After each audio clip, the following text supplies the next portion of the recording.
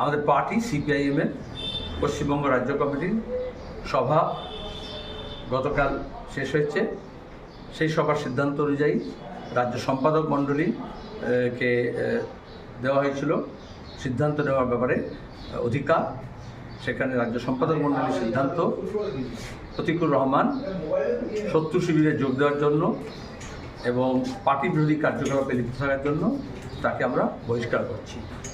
এখন যে পথ বেছে নিয়েছে মার্ক্সবাদী পথ ছেড়ে, সেখানে সেই পথে যারা পথিক তাদের মতো করে সাফল্যের শিখরে উঠুক, ভালো থাকুক এই আশা করব।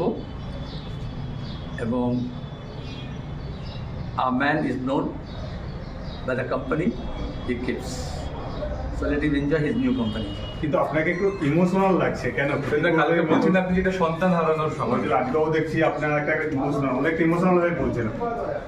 দেখো, মার্ক্সবাদী পথে বা সিপিআইএম বা কমিউনিস্ট আন্দোলনে আবেগ থাকে, বেগও থাকে, আমরা কেউই অস্বীকার করি না। বৈপ্লবিক কর্মকাণ্ড যখন পরিচালনা করে পৃথিবীর যে কেউ, তখন সেখানে তার আবেগ কাজ করে।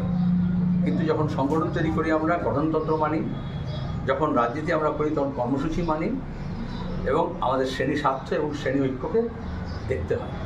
আজকে যখন নয়া ফাঁসিবাদী যে আক্রমণ, তাকে প্রতিহত করার জন্য এবং আমাদের রাজ্যে যে লুট, চুরি, দুর্নীতি এবং বিশেষত ডায়মন্ড হারবার কেন্দ্রে ভোট চুরি থেকে আরম্ভ করে মস্তানি, গুন্ডামি, একটা গ্যাংস্টারদের রাজত্ব চলছে।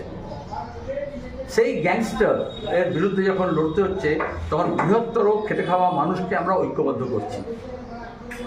সেই সময় দাঁড়িয়ে যদি দেখা যায় যে লুটের রাজত্বকে অবসান করার জন্য বাংলার মানুষ যখন একত্রিত হচ্ছেন, ছলে, বলে, কৌশলে, লোভে, প্রলোভনে, করবে ফাঁদে যদি কেউ পা দেয়, তখন তো দুঃখ লাগে। তোমার নিজেরই যদি পথ চলতে গিয়ে যদি পচা শামুকের পা কেটে যায় পুকুরে নামতে গিয়ে, তোমার দুঃখ লাগবে না? কিন্তু আবেগ থাকতেই হয়, তা নাহলে বামপন্থী গান, কবিতা সৃষ্টি হতো না, তাহলে এত নাটক, এত চোখার্গী উপন্যাস এগুলো তৈরি হতো না, তাহলে বিপ্লবের এত গল্প খাতা গোটা বিশ্বকে নাড়া দিত না। কালকে বলেছিলেন সন্তান হারার মতো বেদনা হচ্ছে, আজকে যখন দেখলেন শত্রু শিবিরে সেই প্রতিকূল যোগ দিচ্ছে, আজকে কি বলবেন? আজকেও কি সেই একই রকম বেদনা? আমি কোনো ভাব সম্প্রসারণ করবো না, আমার ভাবটা, আমার মনোভাবটা আমার পার্টির কাছে ব্যক্ত করবো।